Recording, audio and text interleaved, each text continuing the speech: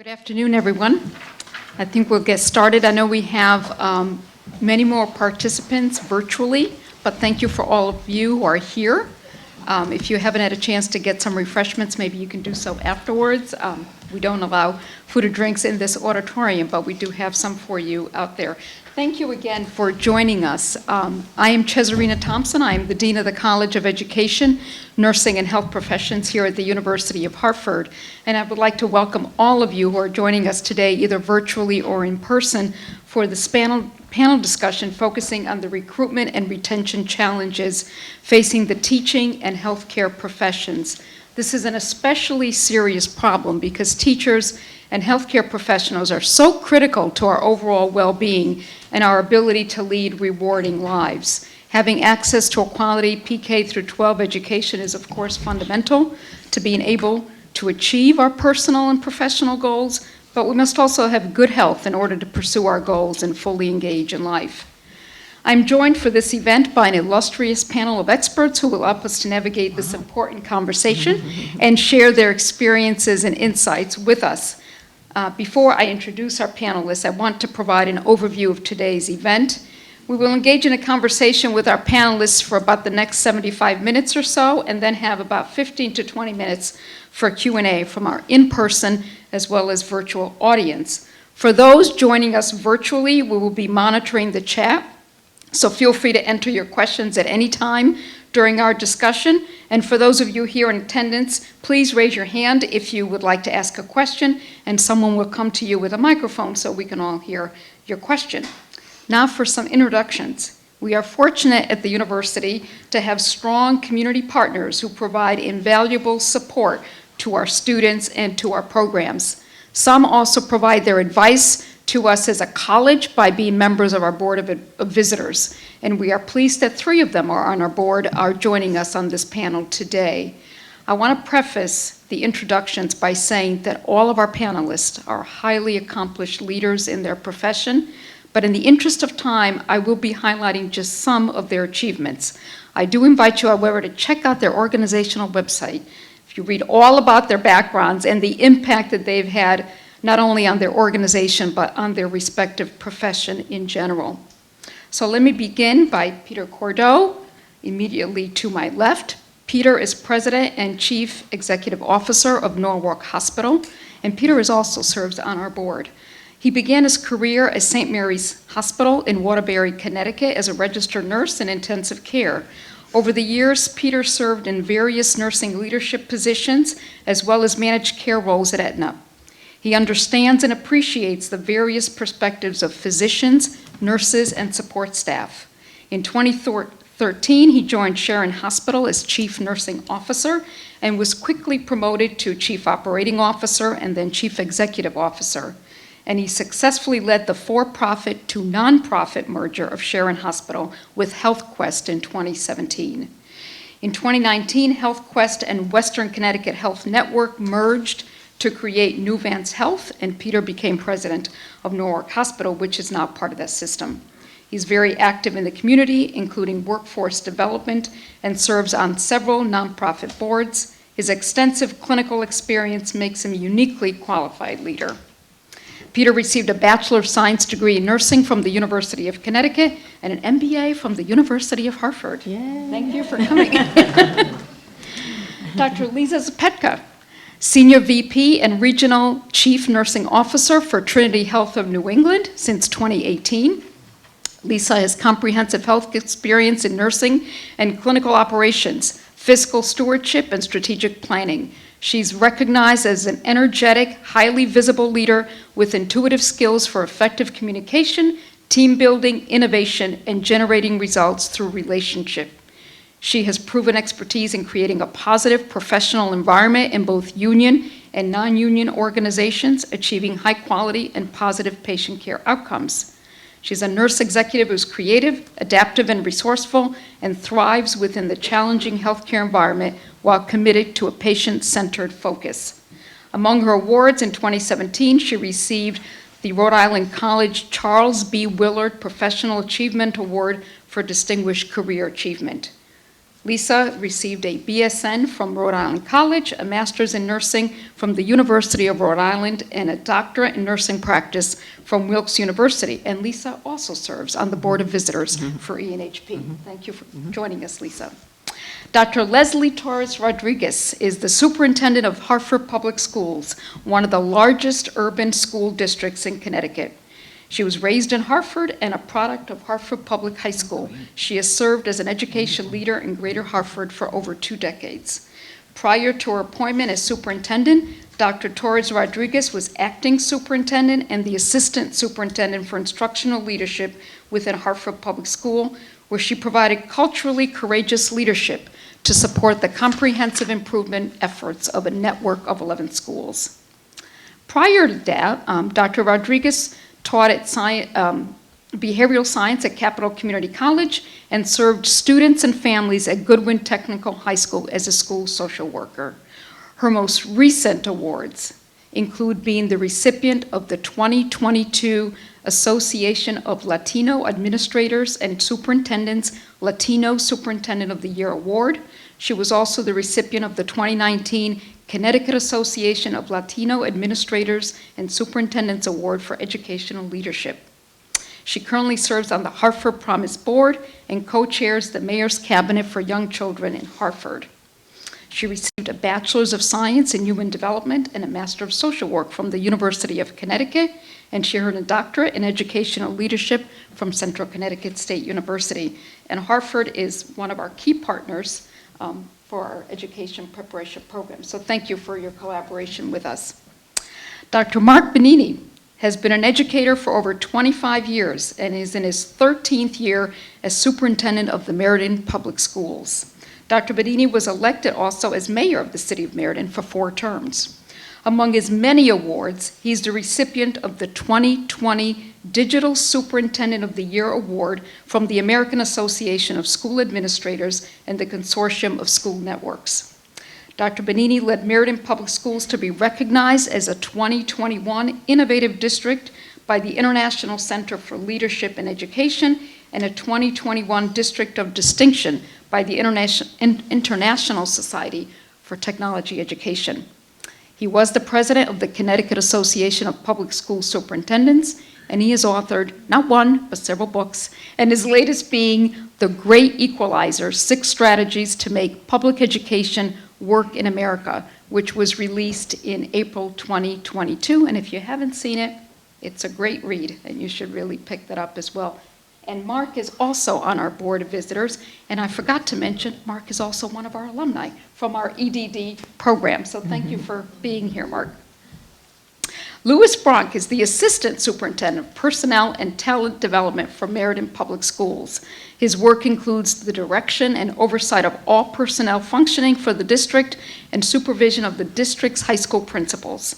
He's an instructor in the Yukon Administrator Preparation Program. He has presented locally and nationally at organizational conferences and meetings. And he's also been at the New Leaders Academy for the Connecticut Association of Schools and the Yukon Executive Leadership Program and the American Association of School Personnel Administrators. So thank you for being with us, Lou. We also have some additional guests who are seated in the front of the auditorium who, along with their panelists, will help us to navigate these challenging conversations. And they are seated in the front row from Meriden Schools. We have Allison Salafia, who's in her 3rd year as a 6th grade teacher, and David Salafia, who's the Family School Liaison Coordinator for Meriden as well. And from Hartford Public Schools, we have Katie Mangiafico, who's a reading resource teacher. So thank you for being here. Are there any other guests that I did not mention? So thank you all for being with us. Before I begin our discussion, I would like to just provide some context to why we're having this conversation about these important topics. As I'm sure you've heard, we have a huge issue of shortages of teachers and healthcare professionals, and particularly nurses in that healthcare professional category. Lots of attention in the media about this. Although the COVID pandemic certainly intensified and put a spotlight on the shortages in both professions, some of the factors that have contributed to the workforce shortages actually predate the pandemic. While some of the issues are unique to the profession, there are similarities that cut across disciplines. The pandemic has highlighted the demanding and complex work of teachers and healthcare professionals. Their responsibilities go well beyond simply delivering a lesson plan or administering medications. They must teach or care for the whole person and include key partners such as family members and community stakeholders to be truly effective. We think we are in a unique position here at the University of Hartford as our education, nursing, and other health professions programs are all housed in one college, providing us the opportunity to engage in conversations with our students, our partners, and our board members across these professions. And based on these conversations, we felt there would be value in facilitating a discussion with a wider audience and sharing experiences that may promote collaborative problem solving and lead to innovative solutions. Historically, the teaching and healthcare professions have been perceived as desirable and rewarding careers, particularly for women. As the career options for women have expanded, however, we began to see some shifting in the recruitment and retention patterns in these professions. And in addition, the growing demands over the years on professionals in these fields has added to the workforce development challenges. While we have cyclical shortages in these professions in the past, the magnitude of the problem that we are facing currently is far greater than what we have experienced previously. For example, at the beginning of the school year, fall of 2022, reportedly, there were 1,200 teacher vacancies in Connecticut. In December of 2022, the National Center for Education Statistics reported that about 45% of public schools across the nation was starting without a full teaching staff. And of course, the high poverty schools were disproportionately impacted by this.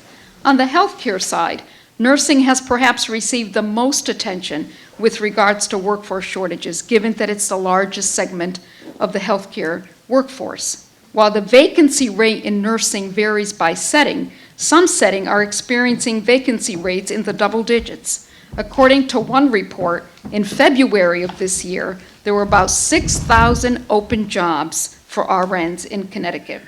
And when you think about, there are about 37,000 licensed and working RNs in the state. That's about a 16% at least vacancy rate. But our panel can contribute to that as well.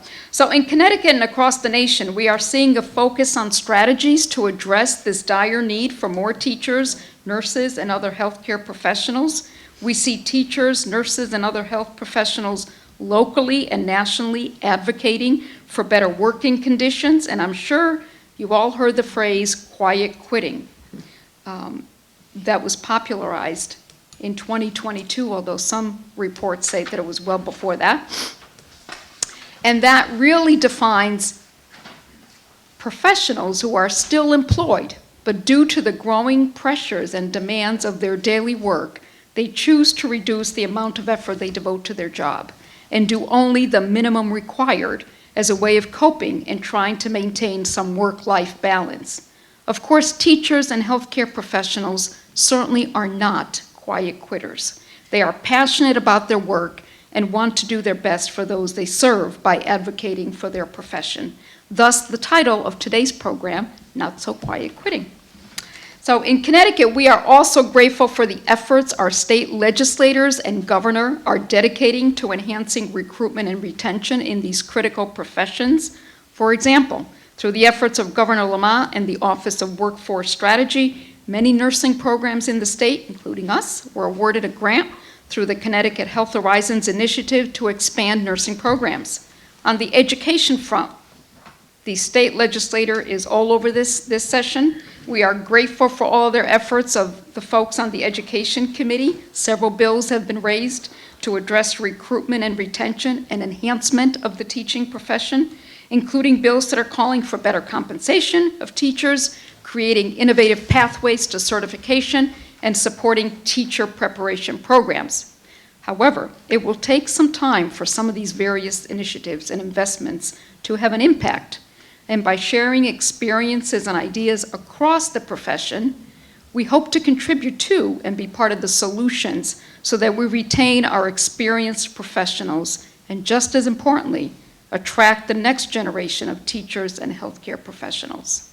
So with that being said, I'm going to turn it over to our panel of experts and just toss out some questions that I think may be interesting to us all. And of course, we'll make this a casual dialogue, so feel free to, to join in. And I'm going to ask it, and any can respond to this. So what challenges in your respective organization are you facing with respect to recruitment and retention? It could be teachers it could or be healthcare professionals. Well, I'll start and everybody can just kind of chime in. I don't think that we're unique with our hospitals in Massachusetts and Connecticut to say that, we are struggling with retention and recruitment. And I think what's really important, what you said, Cess, is true, is that from a nursing workforce perspective, we were warned about the perceived and real nursing shortage that we would be seeing by 2030. And what the pandemic did is just really demonstrate the fault lines that we had within our practice and things that we probably should have been paying much more attention to before the pandemic. And I think one of the biggest things that's critically important when you look at recruitment and retention, I think, is engagement. And I think that's where we want to make sure that we have an engaged workforce.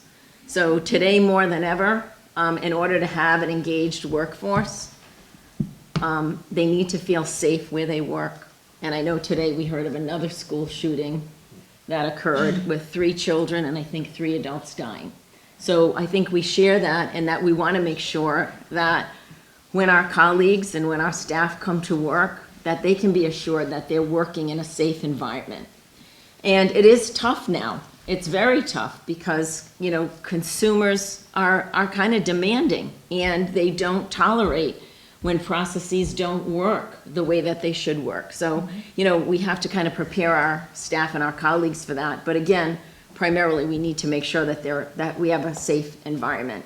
The other thing that's critically important that we need to pay attention to for engagement is to make sure that we're investing in diversity, inclusion, and equity, DEI actually, to make sure that we do have a diverse workforce. But not only that we have a diverse workforce, but we make sure that there is equity and, very importantly, inclusion for everyone that works within our organizations. We need to make sure that leaders are making connections. And I'm not talking about what Peter and I do, although we make sure we make connections, but with the core leaders, those leaders that our staff are more closely aligned with. And then I think, it's really important that we make sure that this becomes strategic, that it isn't that, engagement is something we're going to talk about this month and we're going to put some things into place and then go ahead and do it, but it needs to be strategic in that we're constantly looking at how we engage all of our staff. So it doesn't become just the weekly engagement survey. I don't know about you, Peter, but we do more pulse surveys just to see how we're doing, because strategically we do put things in place and we want to make sure that they're working and that we're listening to our employees. So I think it's really very important. And then the last is really what they call decompression, so that when people leave work, they actually feel they can leave work and they're not bringing with them moral distress or other things that keep them from sleeping at night. So we want to make sure that they have that opportunity to decompress, and we actually like to call it more work-life harmony versus work-life balance, because work-life balance in and of itself can create stress. And I don't know about all of you, but one day you can feel like you have work-day balance and then the daycare closes and the next day you don't. So it's really finding what is a work-life harmony, for our workforce. So that's where I think we need to focus on, is on engagement. Terrific, thank you. So if I may add, thank you. Yeah. Seems like we planned this, but we didn't. So in addition, if you ask the why are nurses leaving? At Norwalk Hospital, our first year turnover rate is huge, but yet our overall turnover rate is not. And so if you ask why, it's because you don't have those support services also. So all too often, if we pigeonhole our turnover to a nurse, for instance, and there's no nurse's aides, and there's no secretary, and then you have a one-to-one behavioral health sitter, the job becomes overwhelming really quick. So that's tasked us with an orientation process. Now, when I was speaking to one of the nursing students in the back, and we're talking about residency programs now, right? So that we can onboard you over a longer period of time. It's not that you're gonna have a couple weeks of orientation or a month. You know, they have complete residency programs, so nurses almost, for their first full year of employment are in more of a residency program before you let them out on the floor with the ultimate goal of retaining them. But also, as we talk about quality of life, I'm big on what's that value proposition. You know, with the teachers union, for instance, at least let's, in nirvana, okay, I have my job, X amount of years later, I'm gonna have a pension. Well, that doesn't exist in healthcare whatsoever. Those who were fortunate enough to be in a hospital that had a pension plan, all those pension plans are pretty much closed, and those who were fortunate enough to get that pension will, but future state, you have to save your own money. And then we look at, and if we're pretending to be on the I-95 corridor, there's Greenwich Hospital, Stamford Hospital, Norwalk, then you have St. Vincent's and Bridgeport and Griffin and Yale, and we're competing for that same person. And then in addition to that, you have agencies, so people can quadruple their pay if they choose to take that risk and make that leap of faith, knowing that when that assignment ends, we'll happily take them back at our hospital. And a couple more things. I do believe that everyone's well-intentioned in terms of what to do for staffing. But in unionized environments and collective bargaining agreements, a lot of the rules and regulations around that, plus the mandated sick time, et cetera, creates gaps that are almost impossible to fill those positions in short term, whether that's family medical leave, whether it's intermittent leave. These are things that impact us on a day-to-day. So we were just on for the state with mandated, there's a bill out there to mandate nurse-patient ratio in the aides. What's going to happen in simple operations management is if we don't have the staff, we're gonna have to shrink our inpatient footprint. And we know from COVID, what happened is the governor asked us to essentially double our inpatient footprint. So now when we talk about access to care, understand that this is simple, how many patients do you have, how many can I care for? And if I can't, is that gonna force all of us on the inpatient side to really rethink how many beds we can have? So the challenges are real, the stress is real. I think the solution is there and the means to it is there, but if we can't create that environment that's gonna feel safe, that's gonna be, that you're gonna want to go to work to care for people or to care for students, then that turnover cycle is just gonna continue. Without those support services, I think it's gonna be very hard to catch up with this process. And so I see both of you nodding, and, you know, there are lots of crossover issues between education and healthcare, and so why don't you comment, Mumbling here Leslie? is almost Yeah. the same. Yeah, yeah. And for us, the trend that you shared, Peter, is very similar, where our retention rate is higher for teachers in year 4 and after, whereas about 1 in 4 of our teachers, first-year teachers, does not return on their second year. And so we have found that it is a combination of issues. One is the supports that are necessary for first-year teachers. We hear that a lot, and so we have strategy around that. But there's a tension that exists with just the context in which we're operating in, right? Hartford has a higher concentration of need, and we hear it. We hear, we see, we feel the frustration. Teachers feeling overwhelmed by the demands, whether it's, you know, multilingual learners or special education students, or just students that are impacted by economic inequity. All of those create a confluence of added challenges for any teacher, let alone a first-year teacher. And so, not only from a talent perspective, having additional supports, but those are resource-intensive supports as well, right? There's a cost implication to those supports for students. I think the other piece that I will share, and I kind of heard both Peter and Lisa allude to this, when in our last engagement survey, probably 2 months ago, there were 3 trends, and these cut across all of our 12 bargaining units that we have in Hartford Public Schools. Communications. The engagement was around the balance and feeling like there is no balance. This was specifically glaring for our females across all groups, and that there's just too much on the plate, right? And so we try to sit back and in a collaborative way think about what does it mean to what can come off the plate, and that is really hard in a context like ours where right, academic achievement matters yesterday before the pandemic, right? Because we had gaps. The social and emotional needs matter right now, today. And all of these other conditions that have to exist for our young people to be successful. And so it creates a collision of challenges that we're here trying to solve, right, every single day, but are not immediate. And so strategy matters. I also think that tactical approaches matter as well. And that's an every day, like we continue to work at it. Yeah. Mark? And I would just jump in and say, so even if you try to shrink the footprint, eventually people need healthcare, they need services. It has to happen somewhere. I can't shrink the footprint. When the students show up at my door, when 21% of my students are in special education, it is what it is, and I need to find a way to provide those services. So some of the things we did, we'll start with recruitment. And I think, look, everyone wants to be part of a winner. So share your great story. Share the success that's occurring in your district. Share what you're doing well. Create that team environment.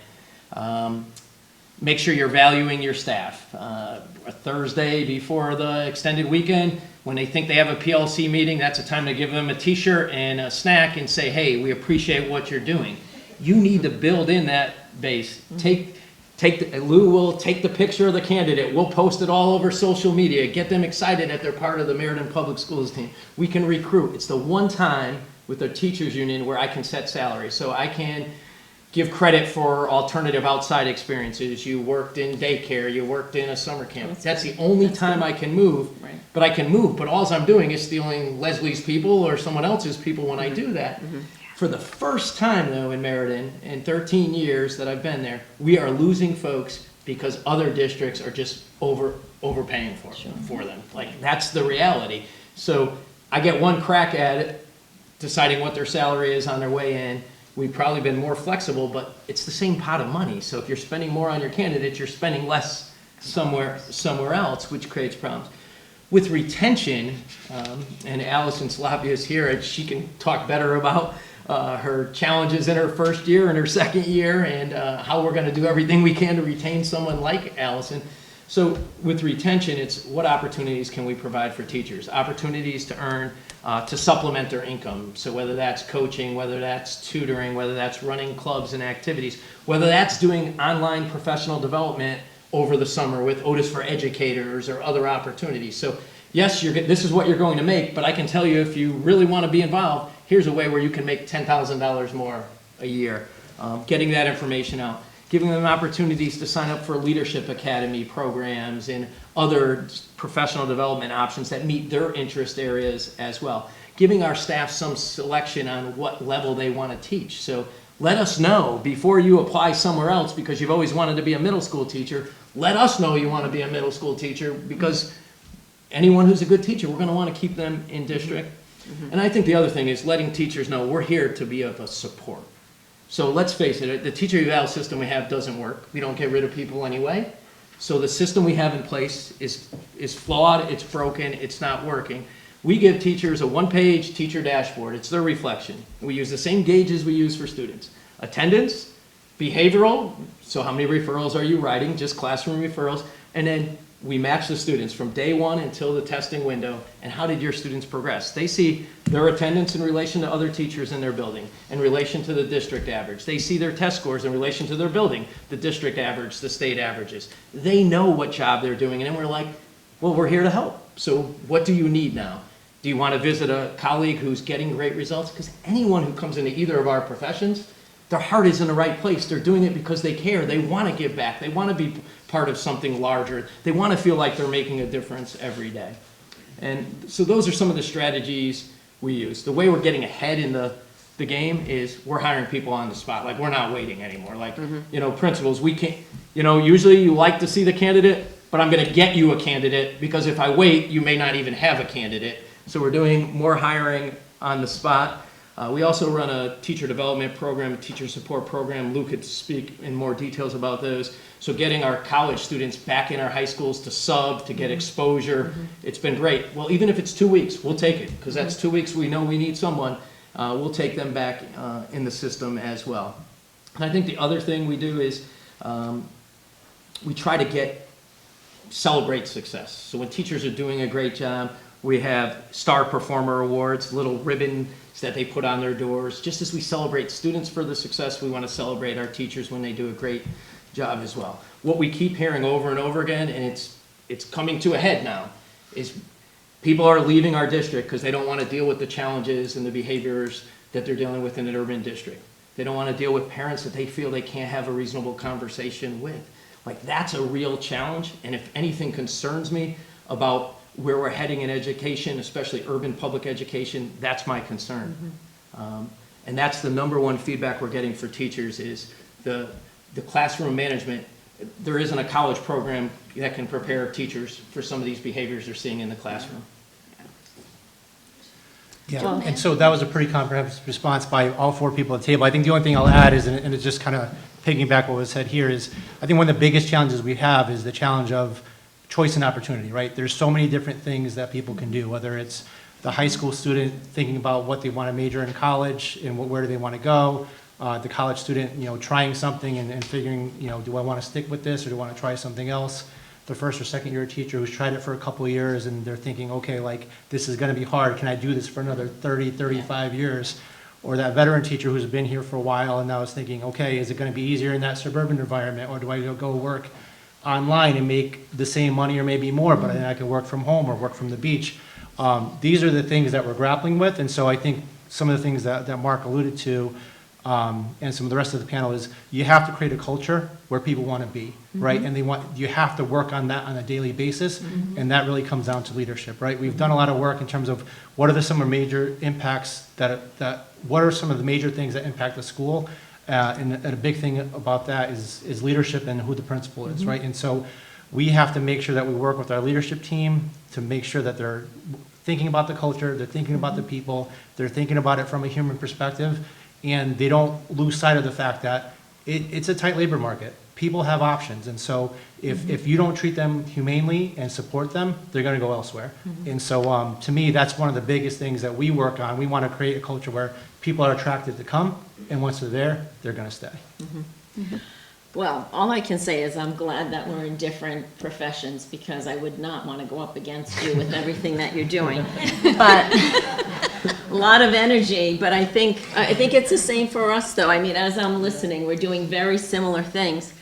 And Leslie, you're right. And again, we go back to culture and engagement, right? It happens at a strategic level. That means we mean it and we're going to follow it through. A tactical level with your core leaders.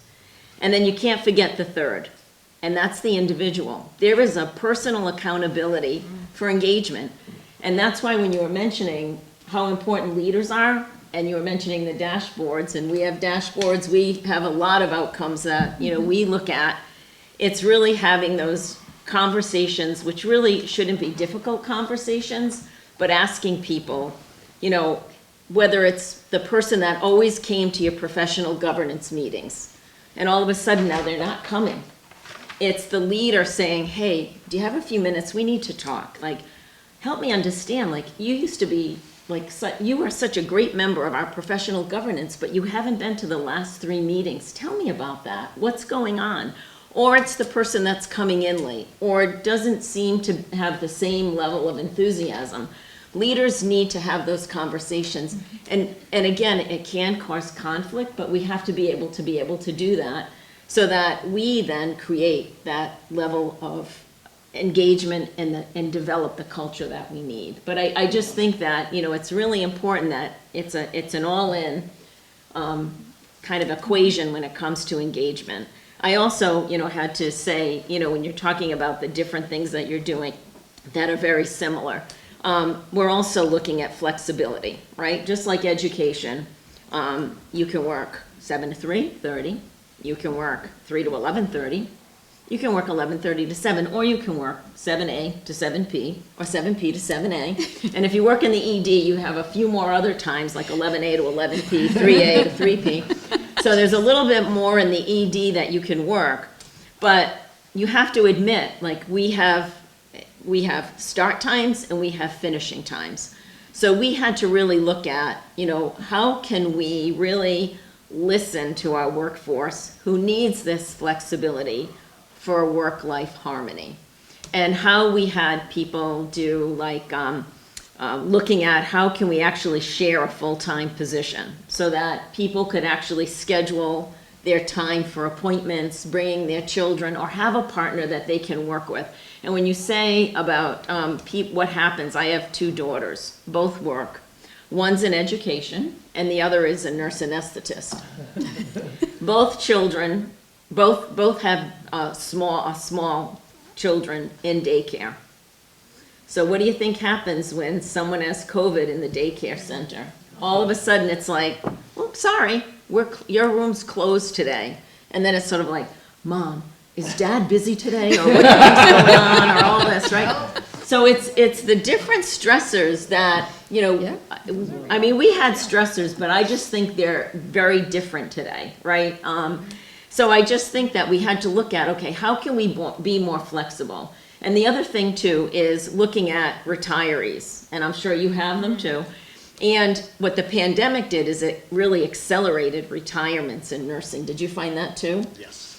People at first were afraid. They were older. They had health, and you had that too, and health conditions that they weren't comfortable coming into the hospital. And no vaccine. And no vaccine. So we really had to look at how could we slow this down, and now look at it and say, how can we continue to slow this down, and what types of positions or what types of work are our retirees interested in that can actually help. It can help mentor those newer nurses or newer teachers, so we're looking at ways we can do that, and what kinds of different positions can we offer for that. So I just think that every day we're thinking of different things we can do to engage and retain and recruit our workforce, because it is dynamic. And the advisory board back in 2022 said in healthcare,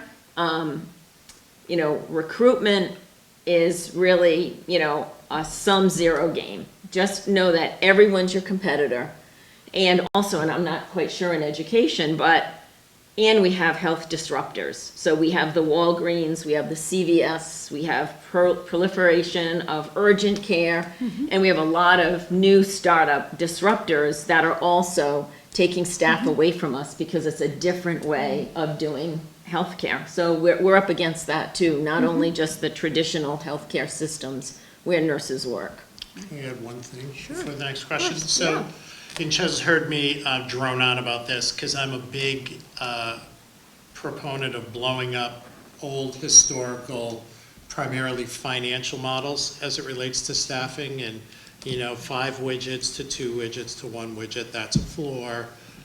So as we look at that, then when you're in a financial crisis, the first thing we did was cut staff. So how did we get here? Well, we did a lot of this to ourselves, and hiring people for millions of dollars to tell you to cut staff while the fat never got trimmed. So from our system in 21 or 22, and I can only imagine with a system the size of Trinity, we spent over $50 million in premium pay and agency pay. So I couldn't possibly spend $50 million if, I had a nurse for every patient in the place. So we have to start looking at, 1, how we got here, but 2, if we're fortunate enough to communicate that this is our goal, not to have it in your collective bargaining agreement, but this is our goal, this is where we want to be, getting back to that work-life harmony. That's how we're going to do it. It's not going to be chasing these sign-on bonuses, because at the end of the day, what we learned from COVID is people have had so much money thrown at them, they're getting to the point where they don't even want to be bothered. Don't talk to me, you can't offer me enough to work another shift. So those models are very old, they're tried and true. Everybody's staffing grid or position control, as we would call it in hospitals, are pretty similar, organization to organization.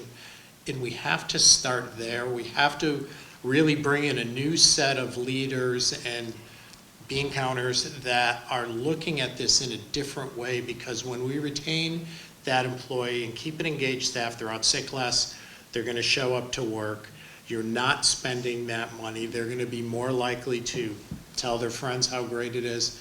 But that's really, really important, and I think that's how we're going to get that workforce back up, because otherwise there is no value proposition, because they're going to just chase the dollar. Yeah. But I also think, you're right, it's looking at new models of care. And I know that, Peter mentioned at the beginning about, what's happening at the state level with the nursing staffing regulation, proposed regulation, which he and I both agree that the way to fix this is not through regulated staffing ratios. Just like every child's different, every patient's different, resources are different. But I think it will also prohibit us from looking at the other models of care that we can develop that help meet patients' needs.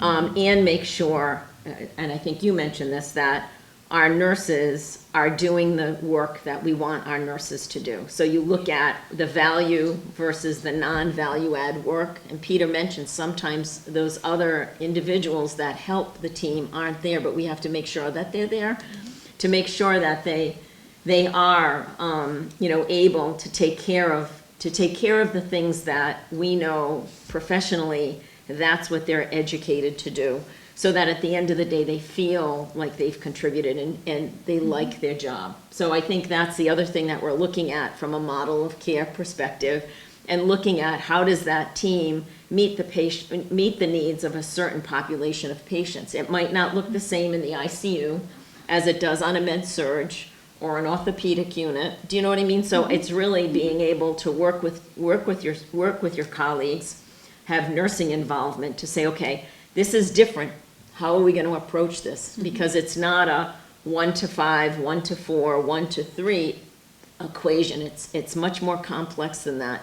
And the other thing, and I know that you probably still have, do you call them contingents or substitute teachers and things like that?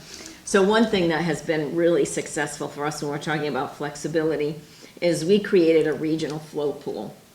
And with the regional flow pool, we were able to offer a higher hourly wage. And what we found is the nurses who were our younger nurses, who were still covered by insurance with their parents under the ACA, wanted more flexibility and went into this float pool. And they staff all of our hospitals, but predominantly more in Connecticut.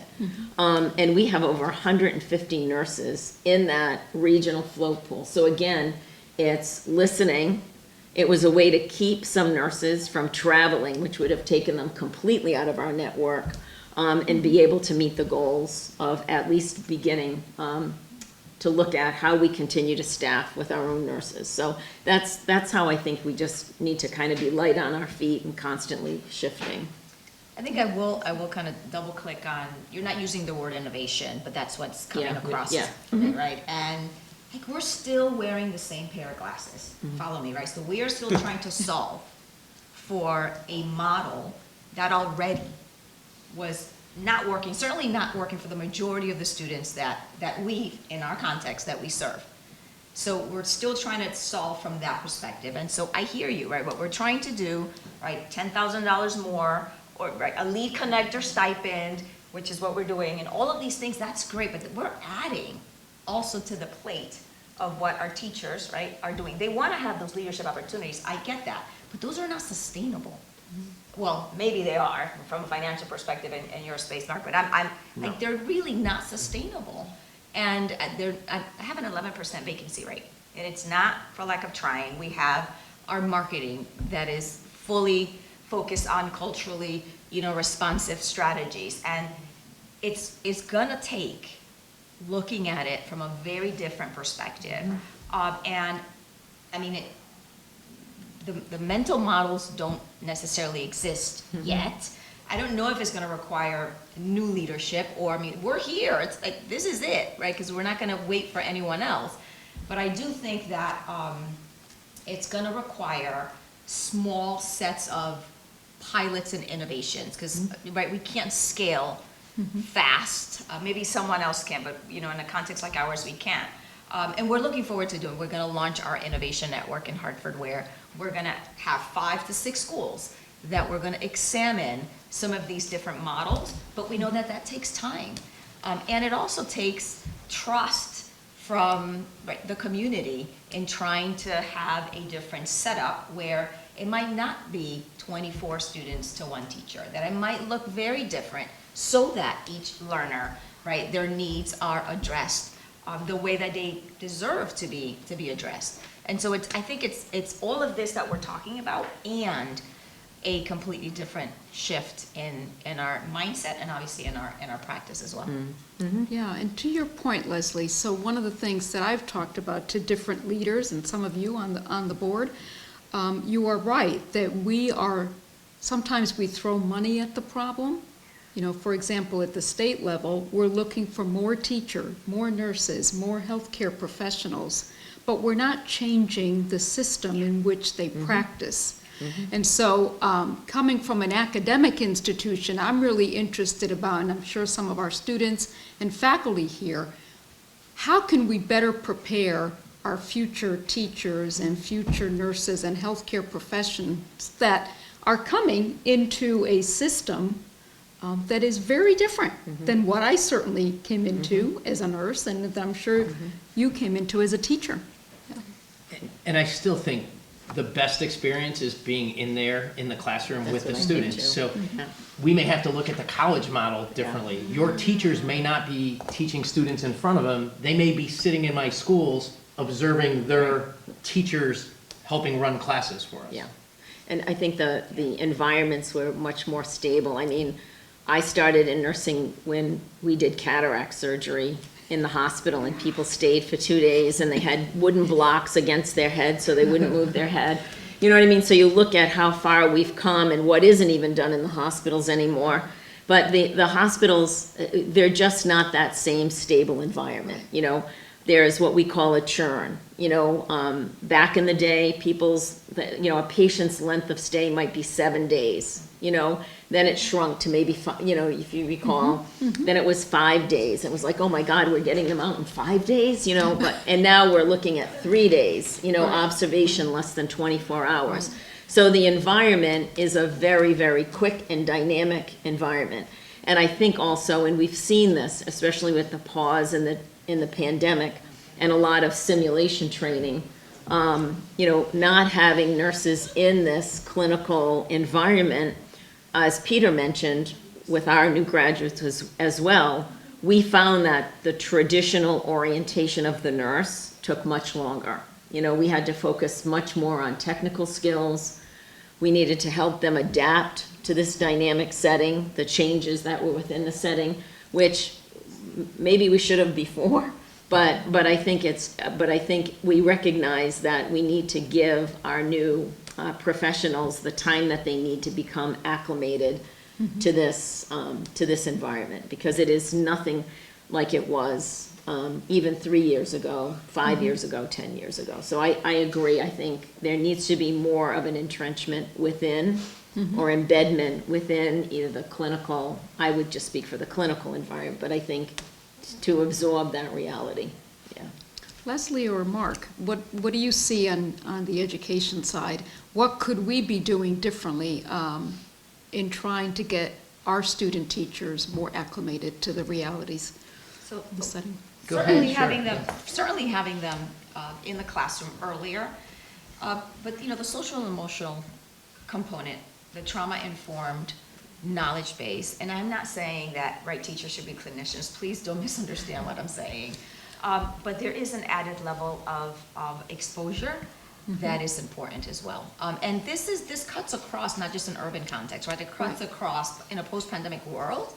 I think the majority of our young people are experiencing an added level of stress that is new to many of us. And the way it's showing up, it requires that, yes, we have the added support staff, but these things are happening in the classroom as well. And so there are strategies and supports and moves that I think from a restorative approach that in higher ed, right, can be infused and integrated into the program.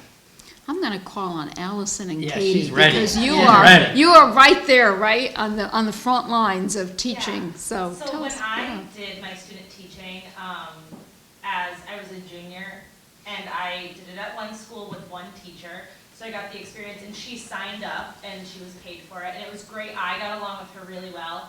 The next year, I was with another teacher for the full year. She was also great. We got along really well. The next year, I was with another one. We got along really. I had a great experience. But I can't say the same for all of my friends and colleagues that they had teachers who were like them.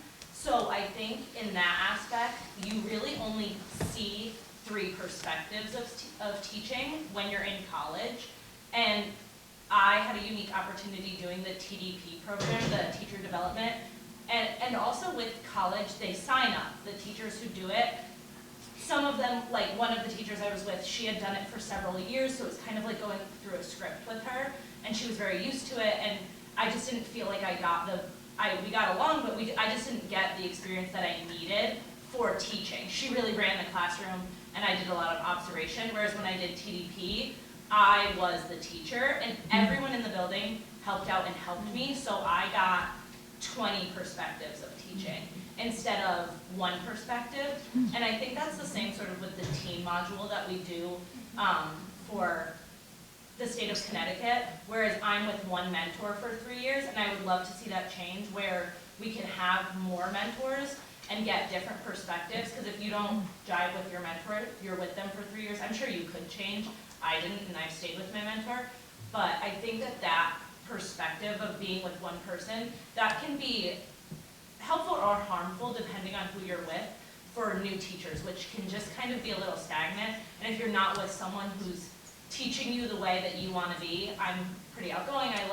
I really want to, take Mark's job someday. So, The day's coming soon. The day is coming soon. so I want someone who's going to help me on that staff. I don't want someone who, is going to stifle my learning, and that is where that's the direction that I want to go, and someone who's going to push me. And so I think by going in a direction of teachers that are going to help you do that, the TDP program is something that does that, whereas student teaching is more, you're with one person, and if you end up with a person who doesn't work for you, being a new teacher, it's very uncomfortable to voice your opinion and say, I don't like this person that signed up. That just doesn't, so I think that there has to be a way where young student teachers, teacher candidates can have a broader experience, and people who don't just have to sign up. The whole community needs to be, and I'm sure that's for nurses too, because nurses are all, they kind of all help each other on the floor, right? So they kind of all work together, and for teachers it can kind of be,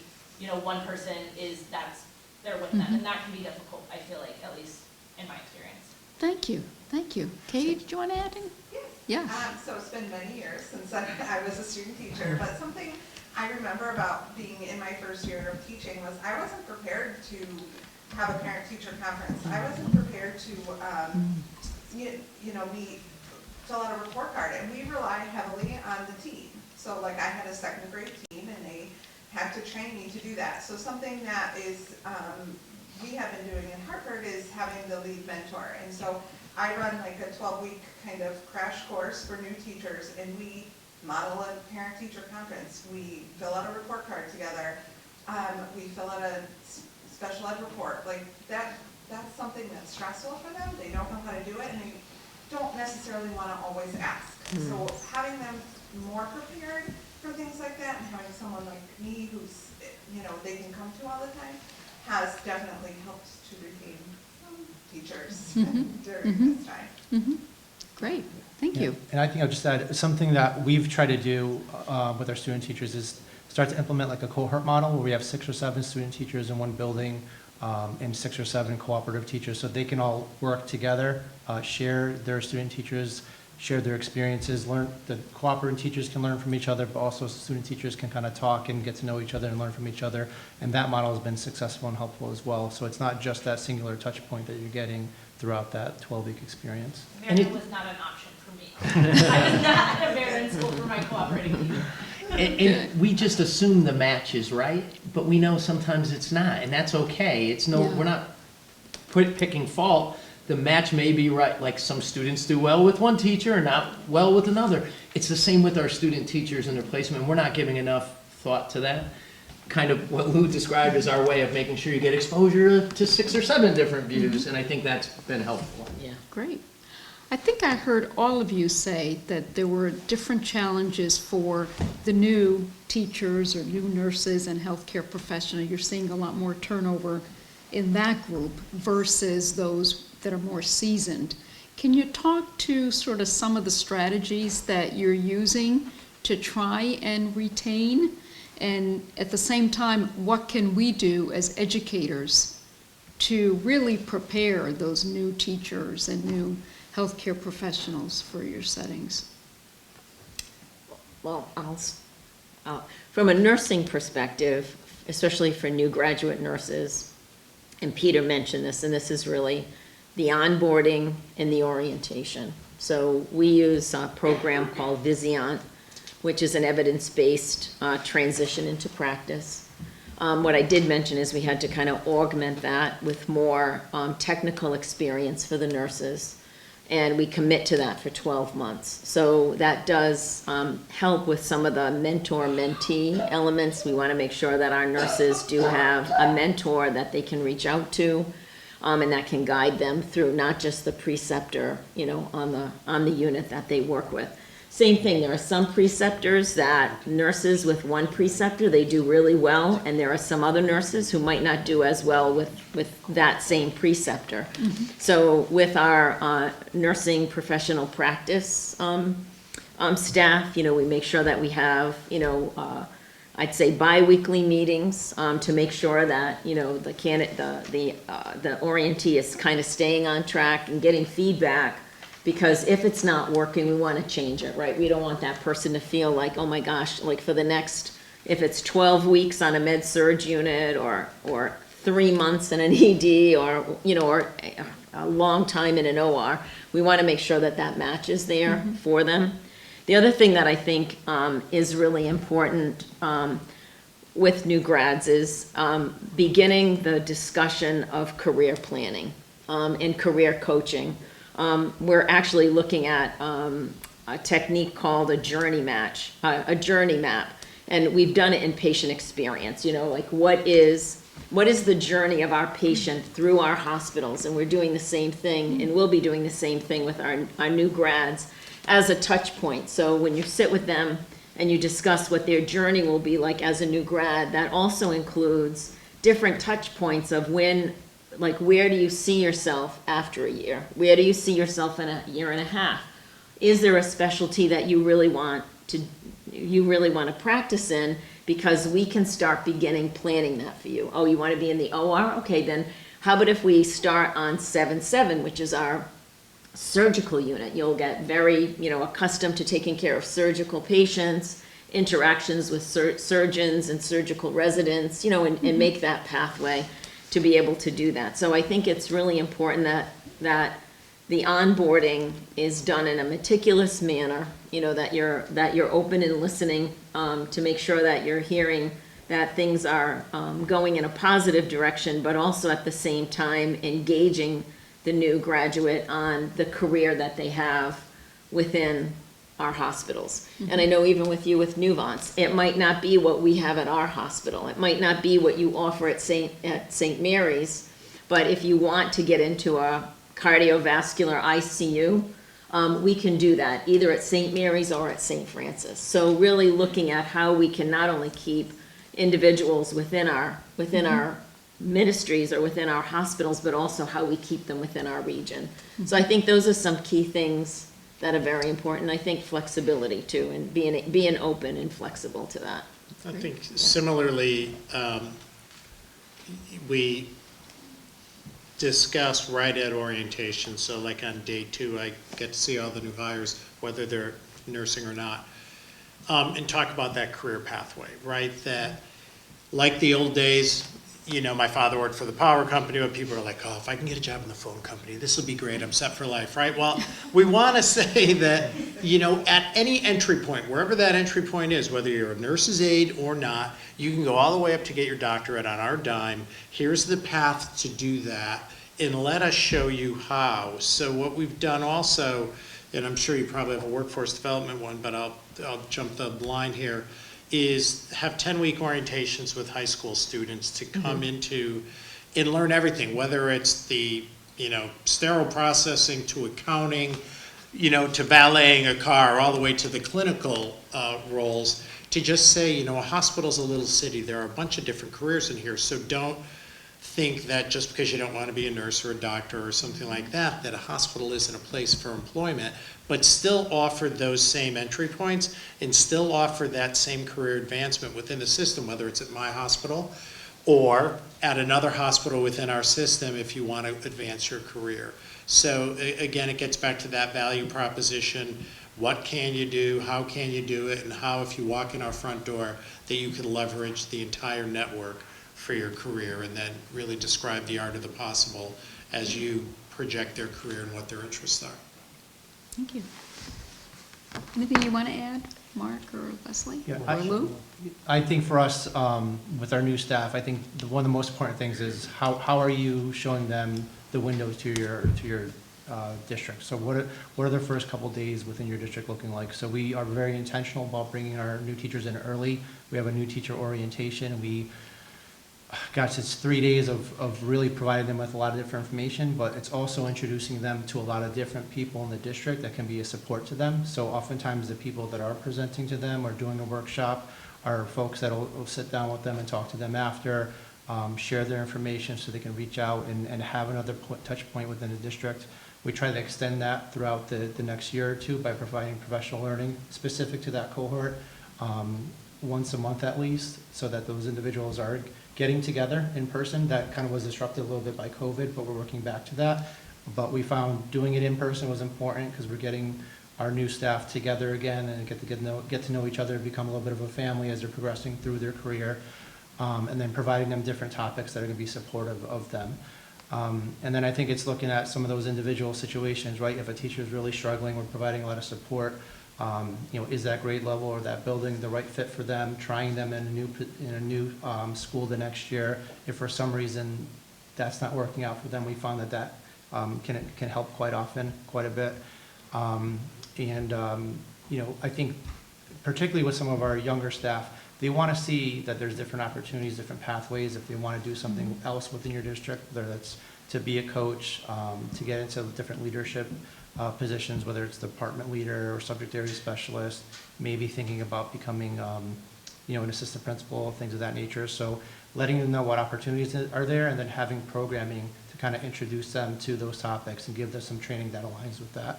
And I think our teachers really appreciate those opportunities and the time that we give them in that regard.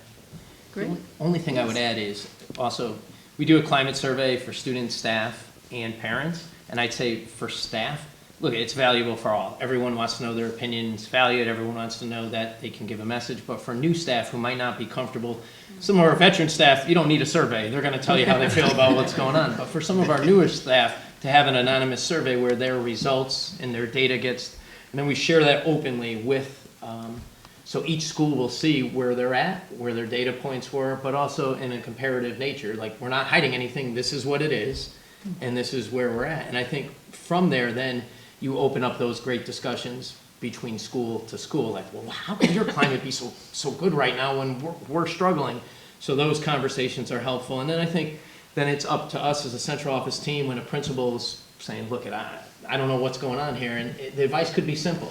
On Friday, do not take a phone call. Do not be stuck in your office. Tell your secretary you're going to walk around the building and you're just going to talk to people. And you're going to say, hey, any great plans for the weekend? How are your kids doing?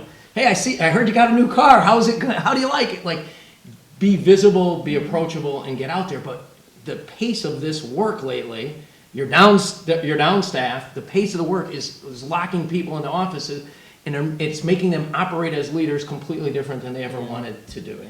And it's doing the same to our teachers. So how can we support them and break down those barriers is key. I think it's a +1 for us in some of the strategies that were lifted, but there were 2 unique ones that we've seen a lot of excitement around. One is leveraging the strength that we have. So we happen to have the highest rate of diversity in the state, which is, and is still at 24%. Nonetheless, we want to leverage that, and so our teachers our teachers have been with us for 6 years and longer. We're part of a crew that were co-designing with us our marketing strategy.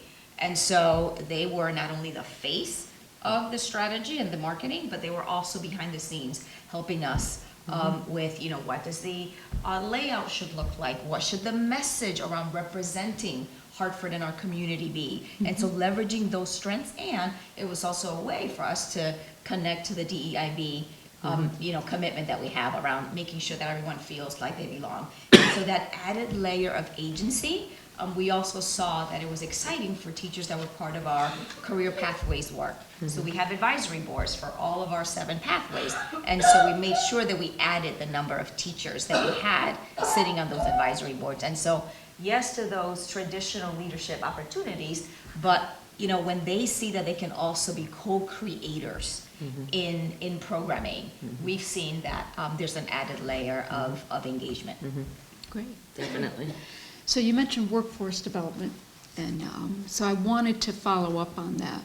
How can we partner as an academic institution with you all on the practice side to sort of build a pipeline? Because as you know, we don't necessarily have difficulty recruiting nursing students to our program. We have more of a problem keeping them.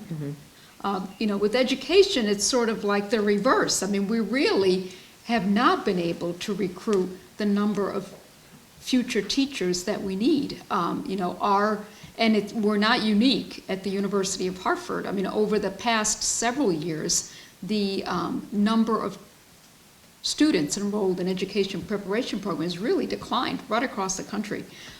So how do we engage younger students? And we know that in Connecticut and the Northeast, we have the other added challenge that the demographics of the population are not in favor, right, of high school students coming into college. But perhaps we should look at non-traditional learners. What can we do to partner with you on that? Something I've learned through working with the Norwalk Public School System, our Carver program, and I've got my successful year behind my belt working with the high school students. Interesting, when you talk to the high school students, they're all very interested in scholarships. They all have a need and a want to move on. So those 20 students that we're getting from all those schools in the Norwalk school system, those 20 students really want an opportunity. I've had parents call me up to say, do those scholarships that you have at Norwalk Hospital apply to the high school? We're like, well, only people that are employed by us. So how do we, with the governor's workforce initiative, all of the health systems in Connecticut, we committed thousands of jobs. And it really, if you're not us and you're not working directly with the community, all the promises in the world aren't going to get that person in the door. So how do we do that? I know you and I have tried. Unfortunately, Norwalk's a little geographically distant than the University of Hartford. But how do we do that? Because ideally for me, Sherrick. Are you okay? Yep. Okay. So, ideally for me, I would love no more than to be able to utilize funds in a way, and this is probably easier now with certainly video conferencing, as well as probably for more of your master's degree where you could probably have these satellite programs. But how do you leverage the health system? How do you leverage the university at some broader level to provide education at a discount for your employees?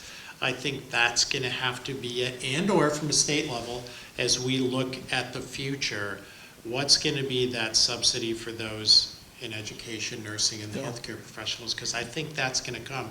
The other subsidy, Lisa, she didn't talk about a subsidy, but when we talk about the disruptors in the market, those disruptors are taking the profit that keeps our lights on. So now we have predominantly government payers, so you lose on every one of those patients, and all those surgeries, like the cataract surgery, they're all outpatient, and we're not doing them. So where are we going to get? That's my greatest fear for us, because then you need the hospitals. COVID taught us that. The overhead is astronomical. All our buildings are hundreds and hundreds of years old. They really are. And then the infrastructure cost associated with that is compounded by our need to staff it for patient care or for education. So I do believe at some point there's going to have to be an incentive to get in our field that's going to be able to be utilized by the university, utilized by the hospital. We'll guarantee employment on our end. But I see that coming. I also, it's really funny because when I came to Connecticut in 2018, and I can't remember the person that I met with, but, met with the folks that are working with like the nursing board, but also looking at, again, when you look at nurses who are educated in Connecticut, not a lot of them stay in Connecticut. So we were talking about what I had seen in different states to keep nurses, in the state of where they receive their education or where they actually live. And they may have received their education in the same state. And, there are some states that will offer nurses and other professions that they find very hard to recruit but necessary for a community. They'll give them reductions like in their taxes, like for their homes, you know what I mean? Or they'll pay less when they buy a house in the tax. So there are some really innovative things that can't be done. And I was on a call the other day with other leaders across our system, and out in Idaho, in the use of opera funds, they're now giving stipends to nurses who will be preceptors, and I think it's like an $1,000 stipend to kind of encourage people to kind of get in, be activated, and really be engaged, to help with these things. So I think there are some pretty innovative things that are happening where, like to your point, Peter, I think from a nursing perspective or a hospital organization perspective, we've always had really good relationships with our academic, and I also think like with Career Connect in Hartford and Connecticut, we want those really good partnerships, but I think also on the state level, there are some things that I think would be very helpful. And I know that we're working together, again, utilizing opera funds to try to give students a little bit of a different experience, those who are already in, your program. But I just think there's a lot of creative things we can do, but we also need the state to work with us on those things. I would say being part of our pathways strategy, right, where, right, in high school, our students, one of the things that our students tell us all the time when we engage them is we want real world opportunities. They want to be out there engaging and learning about career opportunities. And so in our allied health, so we had over 50 students just a couple weeks ago that actually declared, into the pathway, and is our number one pathway in terms of selection for students. What I do think the opportunity is to start even earlier before they get to high school for the exposure piece, so that we can have a stronger pipeline. And so yes, we're getting our high schoolers out, and as we partner with our healthcare partners, but I think there's a missed opportunity that we have with our middle schoolers to begin to solidify, right, additional interest and exposure there, and the engagement piece. And so for higher ed, it's working alongside of us to build the pathway, to have the curricular integration, and then for you all to welcome our students, right, at a younger age for the exposure. And there's an opportunity for the stackable credentials, right? Clearly, we want to talk about the bachelor's degree and whatever is needed, right, for nursing or for teaching, but there's something to be said for opportunities for stackable credentials, so that our young people can also see, I am working towards something earlier on. And that becomes the hook, so that it's not, okay, so I have to wait 4 years when things are shifting so fast and the competition from other sectors is so fierce. That's a good point, Leslie. And I also think from an academic standpoint, and having done some work in Massachusetts, we really worked with academic partners, again, to help our nurses that had an associate's degree get back to school for a bachelor's degree. And what they found was a lot of closed doors, in that some colleges and universities set the bar like way up here for that person to go from an ADN, to a BSN, although they've been a nurse for, let's say, 10 years or 8 years and things like that. So in working with the state as a consortium, we looked at what is that minimum requirement that needs, that needs to be in place for those nurses to go back to school, so that you could look at, getting your nurses who are ADNs, who really want to become BSNs, into programs and be successful. So that was another thing that I think is important. Thank you. Yes, Lou? Yeah, I know one thing we've talked about for a while now is we have to take a look at what we're doing as a district with universities in terms of like when students get to the university, even at the freshman level, like how can we get them into a school and what can we do to get them paid? We have these kids come, do 12 weeks of non-paid work, and depending on who they get, the release time in terms of what they do in terms of leadership in the classroom could look very different. Yet if that student goes and applies to a district to substitute teach, they can be in a classroom on their own and get paid for that. And so I think, COVID kind of uncovered some things that we saw coming down the pipe prior to that, but I think we can be intentional about getting students in our buildings, getting them some support and some training. We all have needs for paraprofessionals. We all have needs for substitute teachers. Let's get those kids in our schools. Let's get them some training. Let's get them some support. Let's get them paid. They all need to work, so why not do that in a setting that you're working towards? Great, thank you. Is anyone, sorry, Yeah, that's okay. has anyone thought about, and this is just, as I'm listening, it almost sounds like we kind of want a co-op model without having a co-op model, right? So have we ever thought about, we talk about everything changing from the employment side forward, but what about the education side? We'll throw one over here. And, really, what about the education side? And should we think about that? And would students think that's not attractive, or do they find it attractive because in a lot of those programs, there's an assumption at the end that you finish that program and you have a job? Great.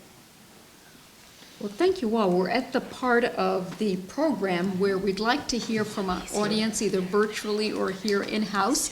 And Natalie Webb, our Associate Dean, is going to read the questions that might have come in already or that are coming in. We have a couple of questions for you here this evening. The first one, it says, how do you retain teachers who are about to retire but could hang on for another year or two?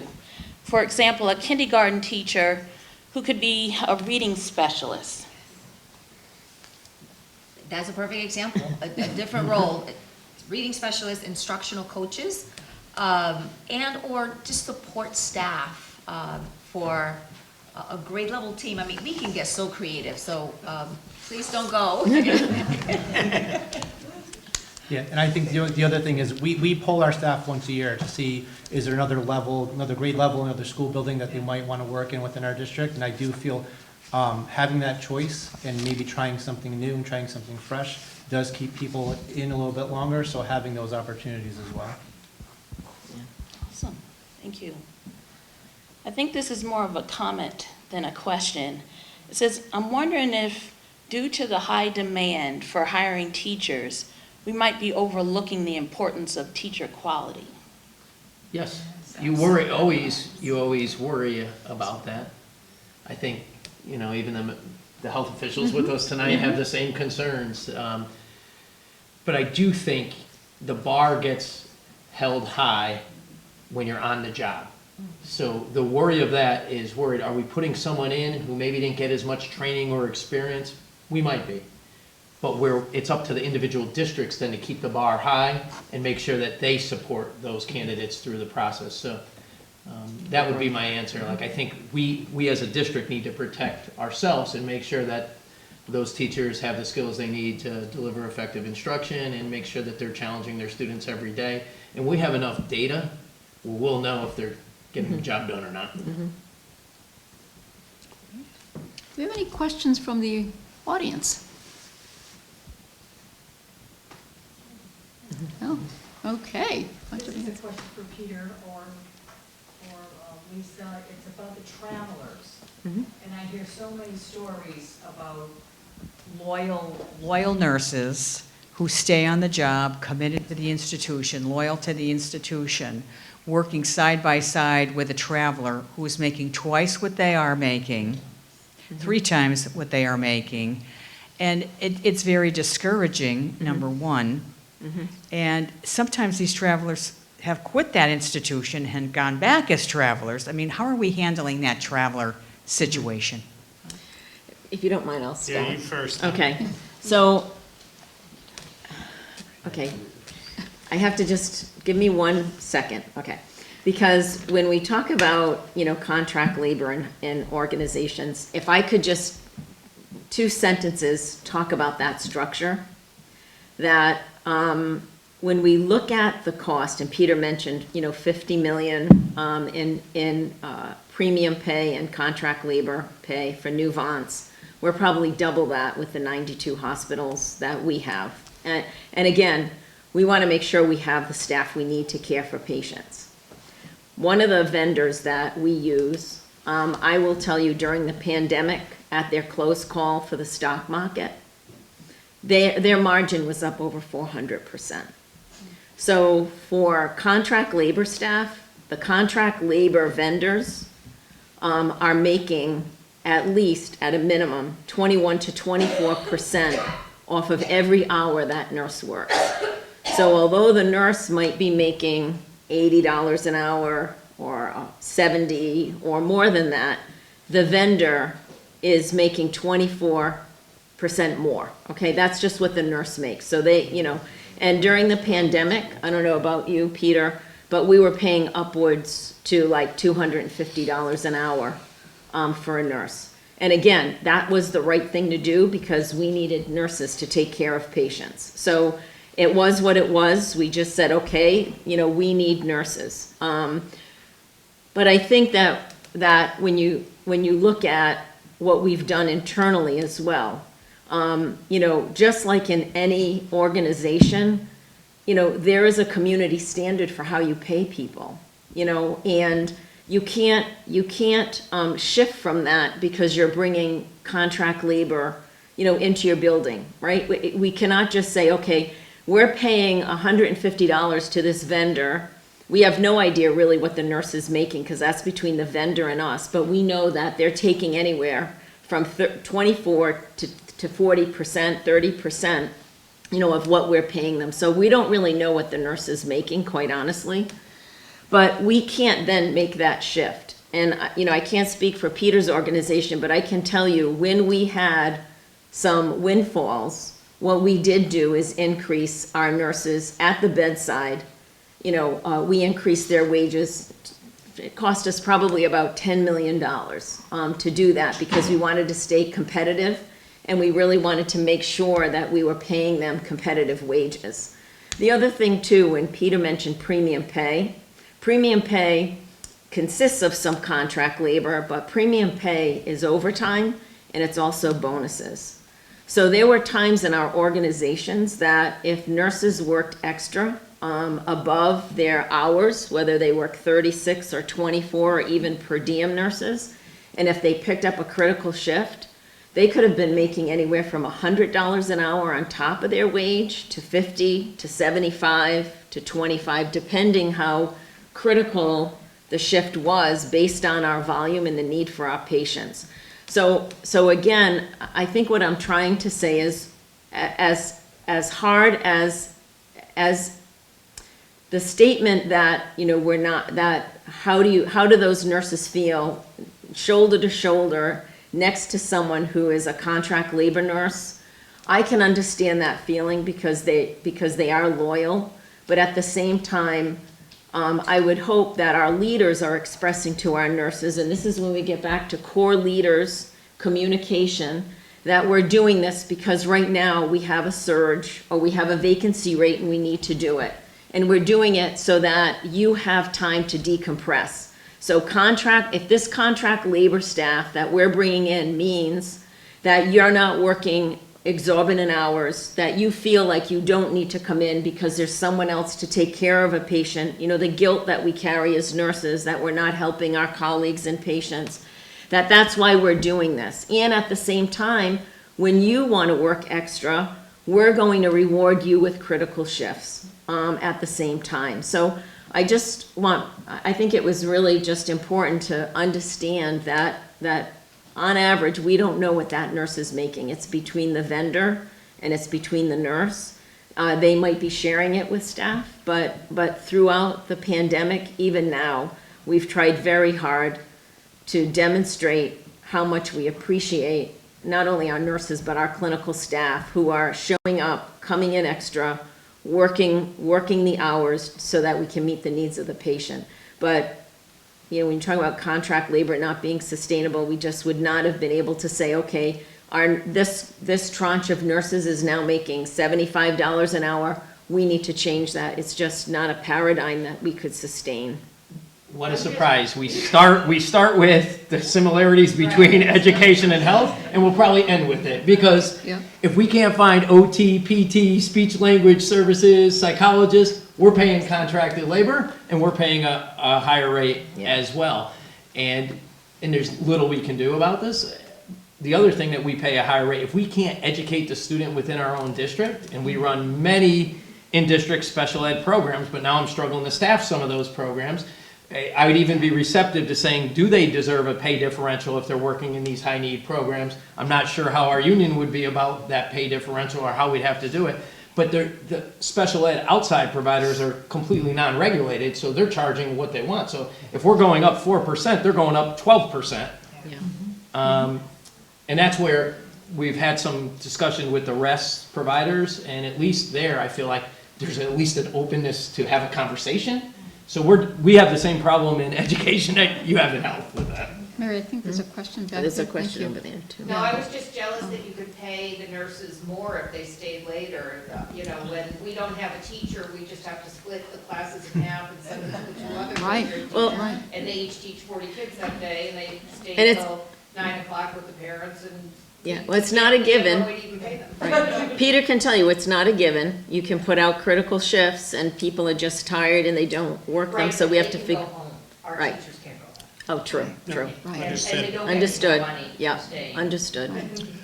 One other thing before your question, you know, at the height of the pandemic, from our system, we had 500 nurses out. How do you know, and so no one cared. We testified last week and, you know, talking about staffing ratios. Well, what do? All our hospitals were overfull, right? We all know they were overfull. The ERs are overfull. Have 500 nurses out. Well, everyone was begging, borrowing, and stealing for travelers. We'd take anybody to do that. One thing we didn't talk about, which I think at some point is going to have to be reconsidered, how many staff did we lose because of the vaccine mandate? And those who are afraid to get vaccinated, et cetera, and that's still, you know, we have that as, you know, your entry fee, or, you know, your ante up and to get into the door. And I think at some point we're going to have to reconsider that also. So the win on the education side on this is sometimes we can recruit their teachers from these private providers and hire them in our system. And sometimes the contracted labor, they want a long-term, more permanent position, and they come with us. So there's sometimes a silver lining for the district on this, but it's We not do it's not that too. perfect. We've had people that we've hired, Yeah. you know, from that wanted to stay on, which was, you know, after their 13-week contract. We have it, our vendor management system has it, so if they work the 13 weeks and they want to stay, they can stay without paying that recruitment fee. So that's a positive. And, you know, and I think, to be honest, one of the things that came up in the legislation is really looking at what the state allows for contract labor. So you're right, there were a lot of people that left our hospitals, and like Peter said, they went to go travel. We approached it the same way that they did and said, look, we understand you need to do this. It's your time, go do it, but when you're ready to come back, we're here for you. And there's a lot from what they call a local travel by, you know, where they live, and, you know, they might not get the housing stipend, they might just get the per diem because it's like within 50 miles of their home address. That's just something that, you know, we just had to contend with.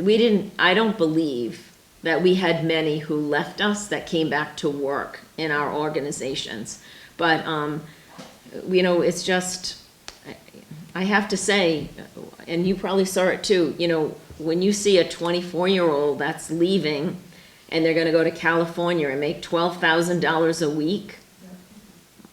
You know, my daughter, I mentioned to you, is a nurse. Like, when she saw this, she's like, Mom, that's crazy. I would have done that in a minute. You know what I mean? Because to them, they've got school loans, they have a car, they're saving up for a wedding.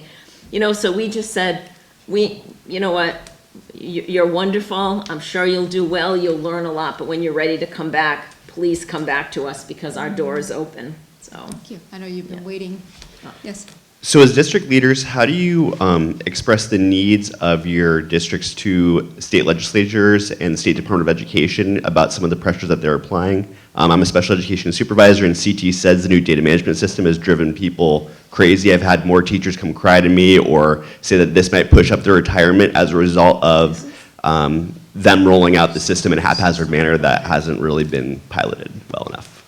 So it's the perfect storm, right? We're short special education teachers. We're transitioning a new system that I do believe eventually will be a benefit, but we have no one to enter the data. So what took an hour is taking 5 hours, and we were a pilot district with this. And then the real worry is we're going to miss deadlines, and no one is going to say to the special ed advocates, oh, well, understand the state made a change to CT SEDS, that's why the deadline was missed. So my legal fees are already going up as well. So it's the perfect storm. I don't have a great answer for you besides to say it's the perfect storm, and good luck. But what we do is we meet quarterly with our state legislators. So it's a time for us where we set the date really early in advance so that we all can kind of set that time together. And they listen to us for about an hour, hour and a half. They want to hear from us. What are our pain points? What can they do to help? And then they'll share with us some of the different things coming down the pipe and get our feedback. And we do have a district-wide expert who we've paid additional hours to kind of, but it's one person, and the needs, as you're probably experiencing, are everyday, constant. And some teachers that we've had similar offers have said, you can't pay me now. Yeah. don't want it. That's what they started with. They don't want it. Money starts to become meaningless. Yeah. Yeah.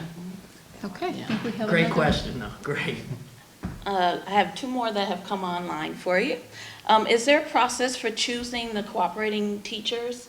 So for example, a cooperating teacher may be a 15-year vet, but not fully understand the requirements of our classes at TPA and putting more on us than really is required. Yeah. So it's, I think it's a double-edged sword, right? One, it's meeting the demand, right? So if you have new staff that need a mentor, or you want to have a community of new student teachers coming into your building, you do have to expand the net fairly wide to get individuals to work with students. But one thing that we found helpful is we have a lot of data that we referenced before on our teachers, and we try to take a look at how are our teachers doing in regards to student growth, and we try to pick the ones that are what we're finding most effective year in, year out in regards to working with our students and gaining growth. So that's one thing that's really been helpful to us. Great.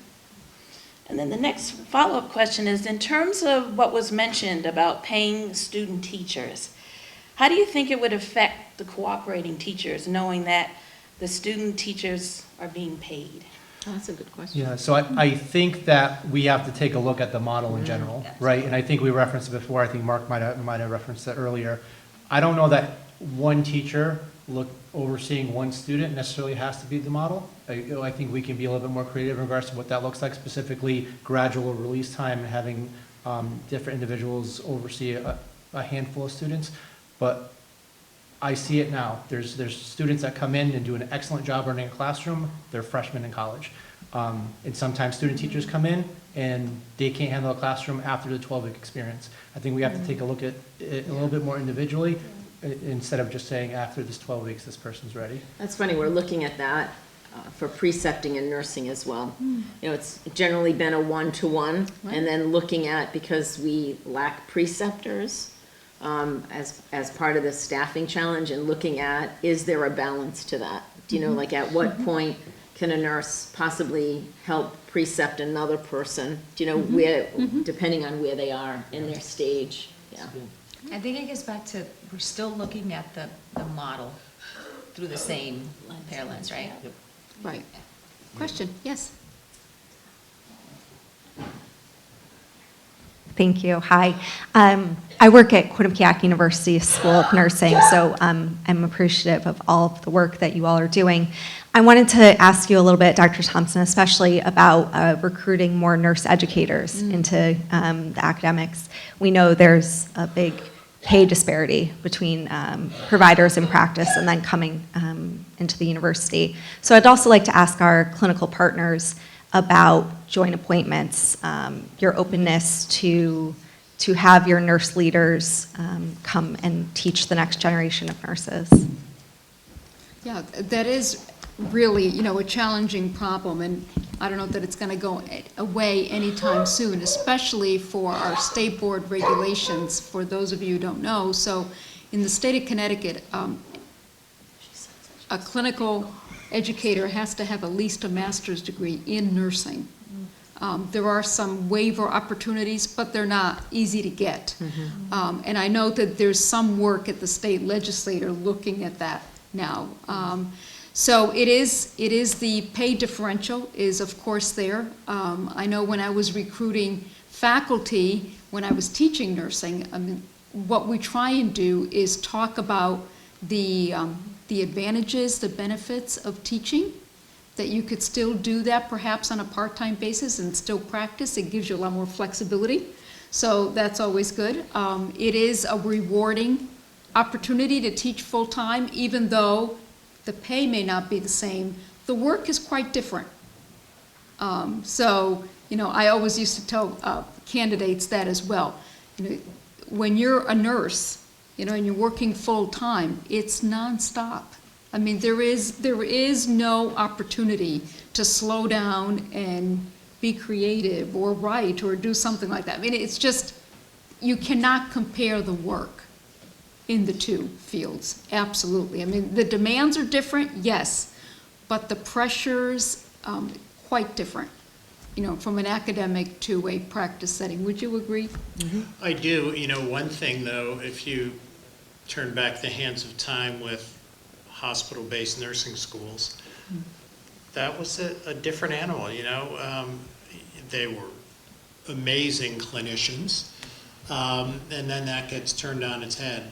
And, we do have a lot of staff that work at the university or for the university when they're clinicians, but they're pretty much our staff who are, that then turn to be the clinician. We have a new position with the relationship that New Vance Health has with Sacred Heart, where we have a joint FTE between the university and the health system, but it's, certainly on the higher nursing education level, and that's just a brand new role that's coming up. But, you might be hitting the nail on the head of the future of what that academic and health system relationship looks like. I think too, it's giving nurses an opportunity to come close and work with individuals from academia. So, and again, looking at, how do you have programs that, you link with your academic partners that give your staff nurses opportunities to rub shoulders, rub elbows with people from academia, so that they see that maybe this is something that I do want to work. And I do want to go in this direction versus just staying like on the progressive track, within the clinical setting. And I think too, there's a lot of flexibility that you mentioned. So it's not unusual to see, instructors and educators, working within our hospitals, on flex time and things like that. So I think there's a lot of opportunities. And we've also, through our First Choice program, we actually have educators, and I can't tell you which schools they're associated with, but we have them help us on off shift and weekends to make rounds on our new grads, just to make sure that there's touch points, they feel like their shift's going well, touch bases with them. So, we've kind of brought them into the clinical setting as well. So I think there are a lot of opportunities. Yeah. Do we have any other questions from? Over here on this side. Oh, this person had her hand raised. So just some comments, because I started teaching in 1986 and pre-licensure and now graduate students. And I would just like to, reply to some comments. You talk about the new employee, whatever discipline, needing more support. I will tell you now that somehow I had this mistaken belief that once people got to be graduate students, the level of support would be less. I couldn't be more wrong. Because I am answering phone calls and emails on Saturdays and Sundays and 9 o'clock at night to support students to advance the profession. So, Dean Thompson, I will agree that yes, it's a little different, but educators, and feel free to back me up at this end of the table, don't turn it off. No. You don't ever turn off. There's no stop point. There's little harmony, if the word goes. Because when your grad student needs something now, they need it now, and we desperately want to keep those students.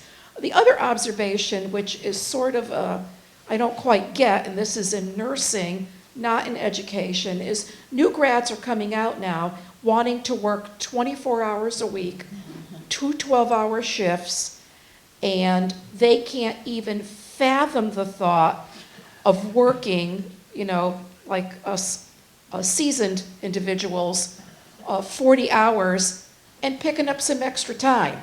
Those days are gone, and I don't know. I don't teach pre-licensure anymore, but I'm not quite sure how to connect with people who can't imagine working more than 2 days a week. So I don't know if anybody in the audience or on the panel can respond to that. Well, all I can say is they're either my children or my you know what I mean? Like, this is the generation. I think that's the. I have to say, how do you respond to it? If that's how they want to work, then we'll support them in working that way. As you know, and you probably have this in education, it's a multi-generational workforce. So they're all different. And we're trying to adapt, to how different they are. And we do find that with the younger workforce. It's kind of like that whole gig economy. They're very, very, it's very, very important for them to find a balance or to find a harmony, to continue to travel, right? And I'm like you. I mean, I got out of nursing school 40 hours a week. I mean, no one gave me like a menu of how would you like to work. It was sort of like Night shift starts. Yeah, it was night shift, 40 hours a week, every other weekend, every other holiday. And that was just, You're in charge. yeah, without any orientation. You're like, all right, I'll do it. But I mean, and we still have, so you know what I mean? Like, I hear you, but again, like I have, I have 3 children. They're all now in their 30s. And I can tell you, they don't live to work, they work to live.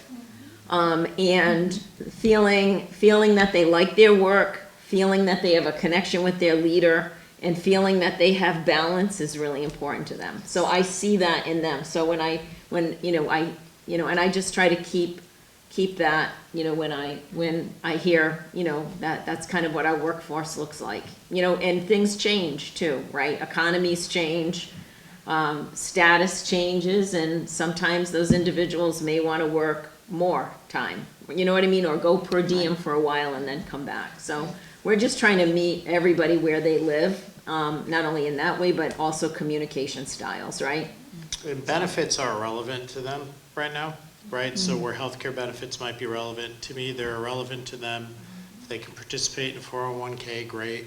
They have other streams of income, whether it's dancing on a TikTok video or investing, there's other streams of income and besides what they're doing. And that's just the reality of today. Yeah, they're all influencers. And some school systems have gone to 4-day work weeks for this very Yes. reason. Yeah. Like, I mean, Yep, yeah.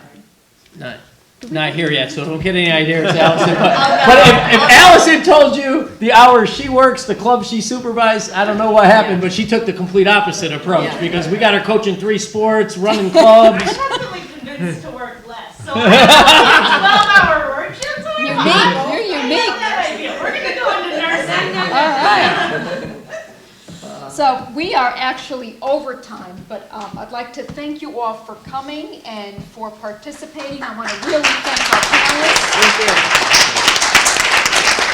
I hope that you have found this first conversation useful, and if you do, we'll definitely do it some more, because I do think, at least from where I sit, talking across disciplines, there's really more commonalities than differences, and yet these two professions don't really typically talk to each other, you know, so I thought it might be helpful. So thank you again for being with us, and please have a safe ride home wherever you have to go. Thank you.